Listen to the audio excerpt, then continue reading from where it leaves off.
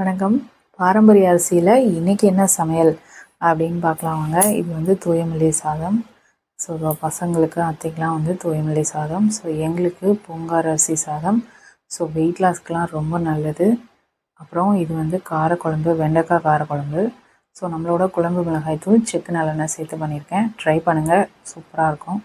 அப்புறம் இது வந்து ஈரல், அப்புறம் சுவரொட்டி சேர்த்து கிரேவி. இது வந்து பையனுக்காக, ஹீமோக்ளோபின் ரொம்ப கம்மியாக இருக்குது அவனுக்காக. ஸோ நம்மளோட மட்டன் மசாலா, செக்கு நல்லெண்ணெய் போட்டு பண்ணியிருக்கேன். ஸோ இது வந்து அவரைக்காய் பொரியல். அப்புறம் இது வந்து இன்றைக்கி வந்து பூங்கார் அரிசியில் இட்லி தோசை மாவு ரெடி பண்ணியிருக்கேன். அப்புறம் அன்பாலிஷ்டு தூயமல்லி ரைஸில் ஆப்ப மாவு ரெடி பண்ணியிருக்கேன். ஸோ எப்படி அரைக்கிறதுன்னு வேணும்னா சொல்லுங்கள், நான் போஸ்ட் பண்ணுறேன்.